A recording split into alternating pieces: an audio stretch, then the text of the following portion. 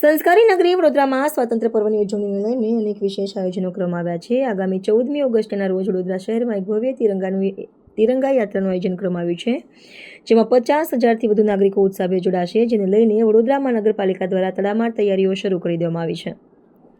આગામી 14મી ઓગસ્ટના રોજ વડોદરા શહેરમાં નીકળનારી ભવ્ય તિરંગા યાત્રાને લઈને તંત્ર દ્વારા તડામાર તૈયારીઓ શરૂ કરી દેવામાં આવી છે. આ ભવ્ય યાત્રાનો પ્રારંભ શહેરના નવલખી મેદાનથી કરવામાં આવશે. રાજ્યના ડેપ્યુટી મુખ્યમંત્રી હર્ષ સંઘવીની ખાસ ઉપસ્થિતિમાં આ યાત્રા યોજાનાર છે, જેને લઈને વડોદરા મહાનગરપાલિકા દ્વારા તૈયારીઓને આખરી ઓપ આપવામાં આવી રહ્યો છે. તૈયારીઓનો તાગ મેળવવા માટે deputy municipal commissioner Akshay Budania અને વીએન રાજપૂત સહિત વડોદરા મહાનગરપાલિકાની સમગ્ર ટીમ નવલખી મેદાન પર પહોંચી હતી અને સમીક્ષા કરી હતી. બીજી તરફ કાયદો અને વ્યવસ્થાની પરિસ્થિતિ જળવાઈ રહે અને ટ્રાફિક નિયંત્રણ સરળ બને તે માટે વડોદરા શહેર પોલીસ ટ્રાફિક વિભાગના એસીપીડીએમ વ્યાસ સહિતની પોલીસ ટીમ પણ આયોજનમાં સક્રિય રીતે જોતરાઈ ગઈ છે.